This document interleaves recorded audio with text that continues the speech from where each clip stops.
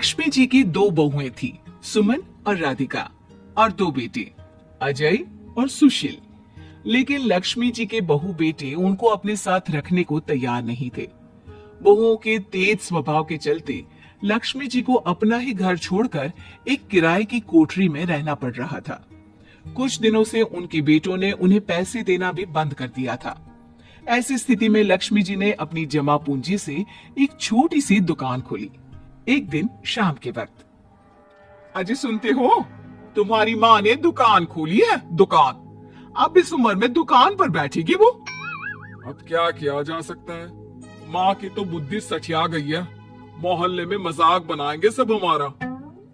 अरे जेठ जी, इसमें परेशानी क्या है अगर सासू माँ ने दुकान खोली है? हाँ हाँ, राधिका ठीक तो कह रही है, अपनी दुकान पर बैठी रहेगी, कम से कम हमें परेशान तो नहीं करेंगी। हाँ वैसे बात तो ठीक है, खुद के दो पैसे कमाएंगी तो कभी कभार हमें जो खर्चा देना पड़ता है ना, वो भी देने से बच जाएंगे हम लोग। फिर किस बात की परेशानी, खोलने दो माँ को दुकान, हमें क्या। पैसे भी अपनी कोठरी में चुपचाप रह रही है ना, चाहे दुकान खोले या मॉल बनाए, हमें उससे क्या लेना देना। अगले दिन सुमन अपनी सास की दुकान पर पहुंचती है। सासू माँ, आपकी दुकान में शक्कर है क्या? शक्कर जरा 1 किलो दे दीजिएगा। हाँ हाँ बहू है ना, लो बेटा 1 किलो क्यों, 2 किलो ले जाओ। सोच लो सासू माँ, घाटा हो जाएगा आपको, पैसे नहीं देने वाली मैं। देखो सुमन, ये मेरी दुकान है और यहाँ पर जो भी कोई सामान खरीदने आता है उसे पैसे तो देने ही पड़ते हैं। अरे सासू माँ, ऐसा क्यों कर रही हैं आप? अरे देखो ना, घर पर आपका बेटा और पोते पोती दूध में शक्कर डालने के लिए कब से इंतजार कर रहे हैं, जरा उनके बारे में तो सोचिए। अरे ऐसी बात है क्या? अब मुझे नहीं पता था। बहू एक काम करो, वैसे भी पहली बार आई हो ना, ये शक्कर तुम ऐसे ही ले जाओ, पैसे देने की जरूरत नहीं है। अगले दिन राधिका भी अपनी सास की दुकान पर पहुंचती है। प्रणाम सासू माँ, कैसी चल रही है आपकी दुकान?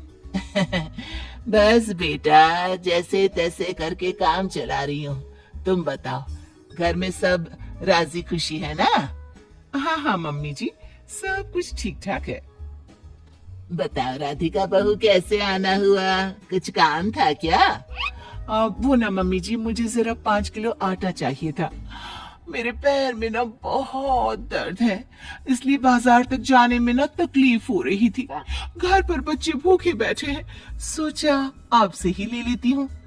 हाँ हाँ क्यों नहीं बेटा, ये लो 5 किलो आटा ले जाओ। हाँ लेकिन मम्मी जी, आपने जिठानी जी को शक्कर फ्री में दी थी, तो मुझसे भी पैसे तो नहीं लेंगी ना?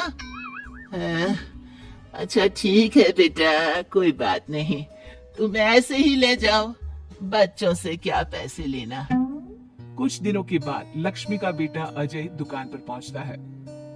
कैसी हो माँ, दुकान तो अच्छी चल रही है ना तुम्हारी, सब मोहल्ले वाले तारीफ करते रहते हैं। अब क्या करूं बेटा, तुमने तो मुझे सहारा दिया नहीं, गरीब माँ को घर से बाहर निकाल दिया, कुछ तो करना पड़ेगा ना अपना पेट पालने के लिए। वो माँ ना बहुओं की बहुत चिक चिक रहती थी, अब देखो कितनी अच्छी जिंदगी है तुम्हारी, खुद कमाती हो, खुद खर्च करती हो, इससे अच्छी भला कोई जिंदगी हो सकती है क्या? हाँ बेटा, दिल को बहलाने के लिए तुम्हारी ये बात भी सही है, लेकिन कोई बात नहीं बेटा, मैं खुश हूँ। अच्छा माँ, मैं क्या कह रहा था, जरा 500 उधार तो दे देना। कमाल की बात है बेटा, तुम मुझसे पैसे उधार मांग रहे हो, तुम्हारे पास पैसों की क्या कमी है?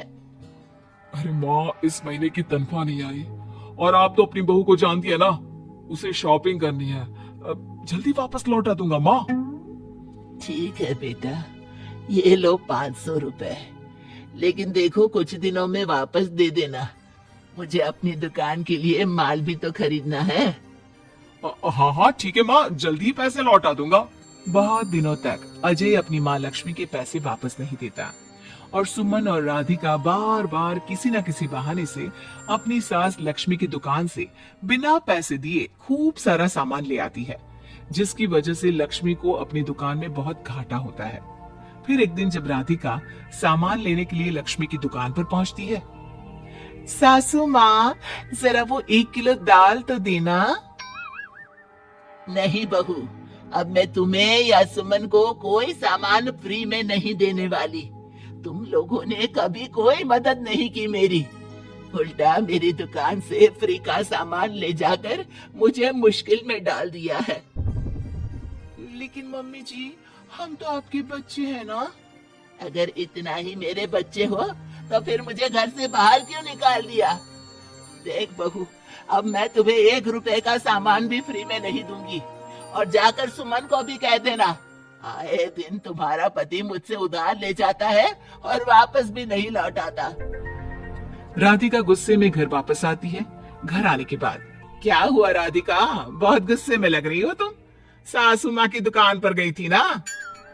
सासू माँ का तो कुछ करना पड़ेगा, जब से ये दुकान खोलकर बैठी है। अक्कड़ तो देखो उनकी। अरे लेकिन हुआ क्या है? होना क्या है, दाल लेने गई थी, मुझे 4 बातें सुनाकर उल्टा भेज दिया, कुछ दिया भी नहीं। ये तो सासू माँ ने ठीक नहीं किया। देखो मेरे पास ना एक बहुत अच्छा प्लान है। कैसा प्लान भाभी? हम अपनी सासू माँ की दुकान में किसी चोर से कहकर चोरी करवा देते हैं और सारा सामान अपने घर मंगवा लेंगे। उसके बाद हमारे पास फ्री में सामान भी आ जाएगा और सासू माँ की अकल भी ठिकाने आ जाएगी। ठीक है भाभी, मैं आपका पूरा साथ दूंगी। अब जल्दी से ये काम करवा दीजिए।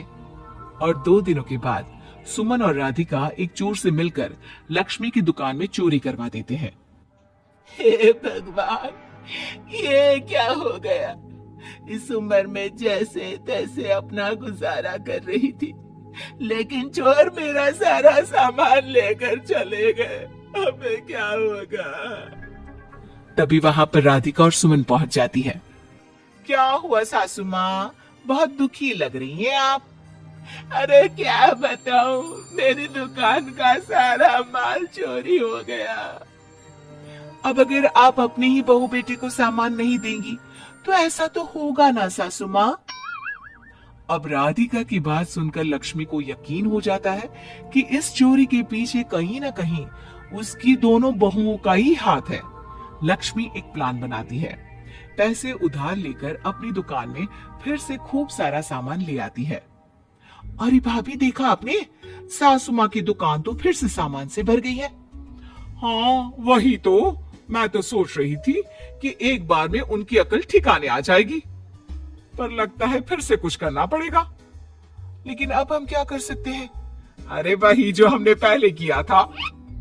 इसका मतलब फिर से चोरी करवाएंगे?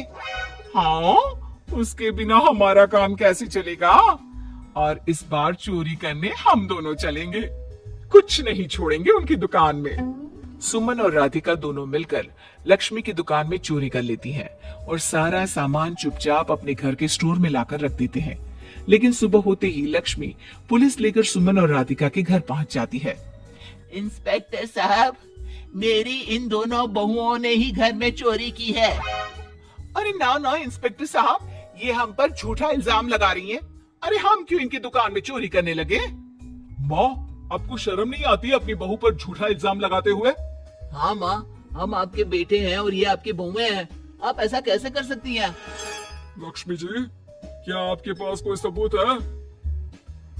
अरे इंस्पेक्टर साहब, आप इनकी बातों में मत आइए। ये हमारी माँ है और इनकी दिमागी हालत ठीक नहीं है, इसीलिए तो हमसे अलग रहती हैं।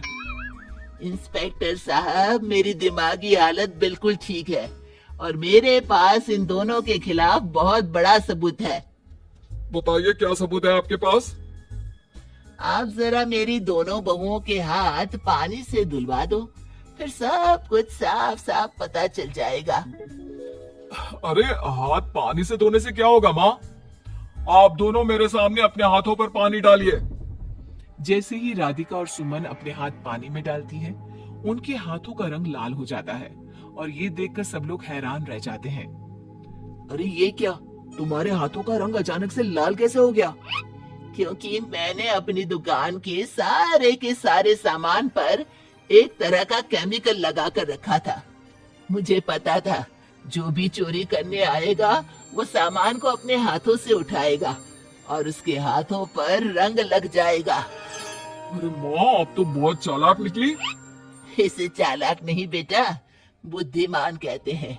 और जिसके तुम्हारे जैसे बहू बेटे हो उसे थोड़ा बहुत तो अपनी अकल से काम लेना ही पड़ता है ना।